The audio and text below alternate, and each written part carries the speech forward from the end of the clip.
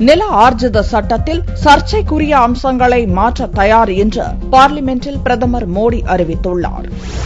ஜனாதிபதி உரைக்கு நன்றி தெரிவிக்கும் தீர்மானம் மீதான விவாதத்துக்கு பதிலளிக்கும் விதமாக பிரதமர் மோடி லோக்சபாவில் பேசினார். ஊழல் நாட்டை நாசப்படுத்திவிட்டதாக கூறிய மோடி, அனைத்து கட்சிகளும் ஒருங்கிணைந்து ஊழலுக்கு எதிராக போராடினால் மட்டுமே ஊழலற்ற நாட்டை உருவாக்க முடியும் என்றார்.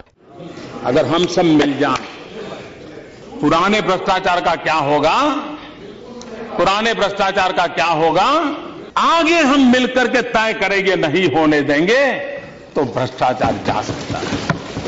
வெளிநாடுகளில் பதுக்கப்பட்டுள்ள கருப்பு பணத்தை மீட்க தனது தலைமையிலான அரசு எடுத்த நடவடிக்கைகளை பட்டியலிட்ட பிரதமர் மோடி, கருப்பு பணம் வைத்திருப்பவர்கள் சட்டத்தின் பிடியிலிருந்து தப்ப அனுமதிக்க மாட்டோம் என்று உறுதிபட கூறினார். விவசாயிகளை பற்றி பெருமிதமாக பேசும் நாம் அவர்களது பிரச்சினைகளுக்கு தீர்வு காண வேண்டாமா என்று கேட்ட மோடி, விவசாய விளைபொருட்கள் உற்பத்தியை பெருக்க வேண்டியதற்கான வழிவகைகளை ஆராய வேண்டியதும் அவசியம் என்றார். நில ஆர்ஜித மசோதாவில் விவசாயிகளுக்கு விரோதமான அம்சம் இருந்தால் அதை மாற்ற தனது தலைமையிலான அரசு தயாராக இருப்பதாகவும் பிரதமர் மோடி கூறினார். और मैं आपको विश्वास दिला रहा हूं, इसमें अभी भी आपको लगता है कि किसानों के खिलाफ एक भी चीज है, मैं उसमें बदलाव करने के लिए तैयार हूं.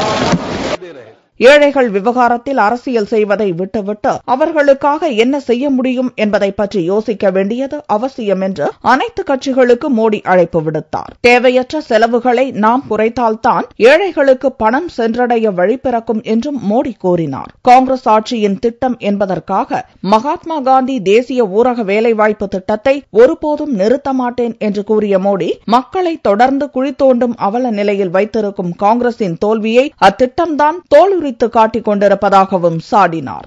நாட்டை சுத்தமாக வைத்திருக்க வேண்டியது எனது கடமை மட்டுமல்ல, நாட்டில் உள்ள 125 கோடி மக்களின் பொறுப்பு அது என்றும் மோடி கூறினார். சர்வதேச அளவில் ஒரு நாட்டின் பிரதமர் செய்ய வேண்டிய முக்கிய கடமைகளை நிறைவேற்றவே வெளிநாட்டுக்கு செல்வதாக கூறிய மோடி, தன்னிடம் வேறெந்த பிரச்சனையையும் கண்டுபிடிக்க முடியாததால் வெளிநாட்டு சுற்றுப்பயணத்தை விமர்சிப்பதாகவும் தெரிவித்தார்.